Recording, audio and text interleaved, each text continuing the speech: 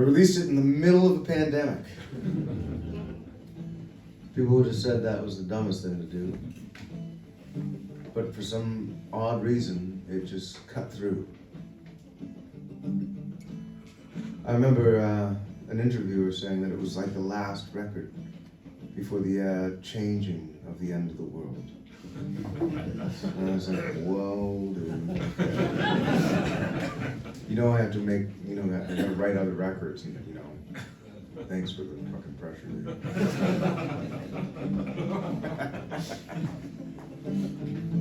But I think, at this point in time, I think it's just important to just write, share, just do it.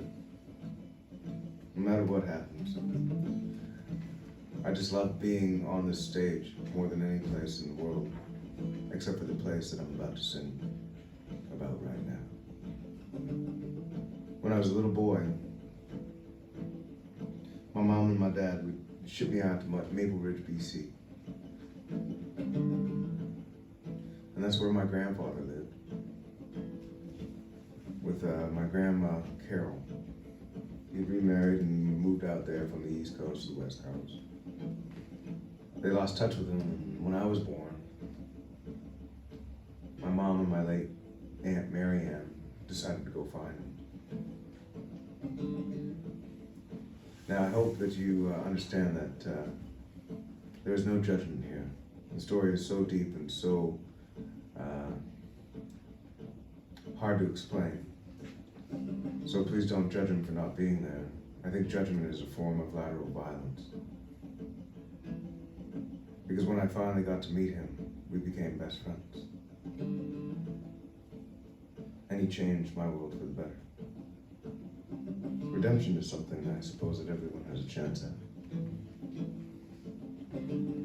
Same goes for Carol. That story's deep and vast as well. Those are their stories, though. It's not my business to tell them.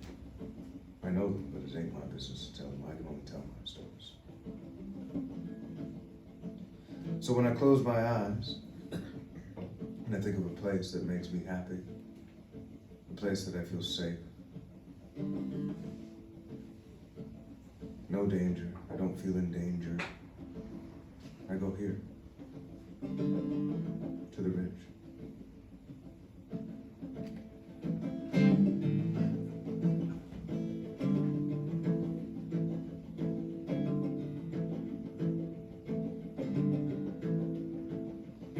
It was mornings like these where the breeze whistled through the trees. The fog would hover and the grass would still be wet. Put on my rain boots and I'd get dressed and head down to the barn beside the chicken coop. And fall over out the front door, down the path, through the brushes and past the pond. My sister and I used to catch frogs there until the house sold and we had to move on. Now there's a westbound wind blowing through the ridge again. You can stay in or go outside and wait for it to die, but either way, it never ends.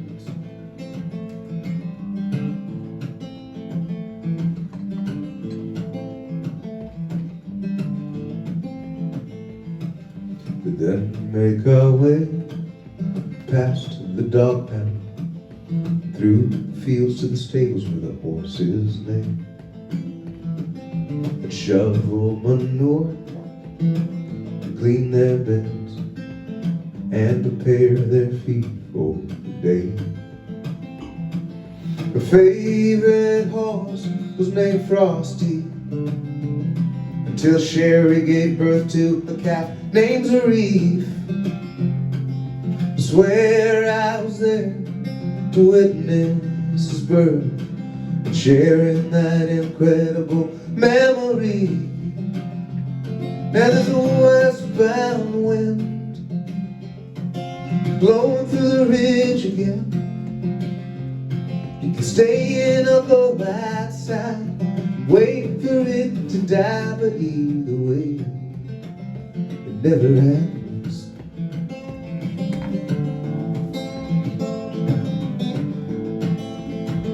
It never ends.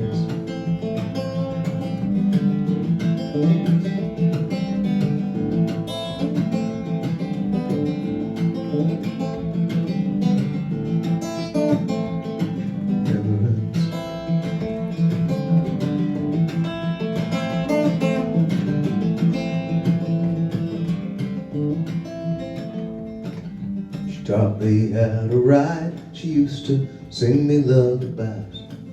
She watched me take my first steps in the kitchen when I was just a kid. Those were the early years where we were taught to have no fear, and everything seemed so clear. Follow her out the front door, down the path, through the bushes, past the pond. My sister and I used to catch frogs there, into the household, and we had to move on. Now there's a westbound wind blowing through the ridge again. You can stay in or go outside and wait for it to die, but either way, it never ends. It never ends. Never ends.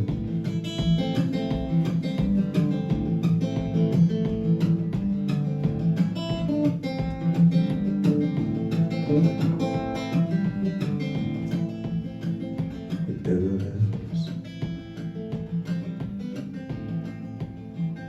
It never ends.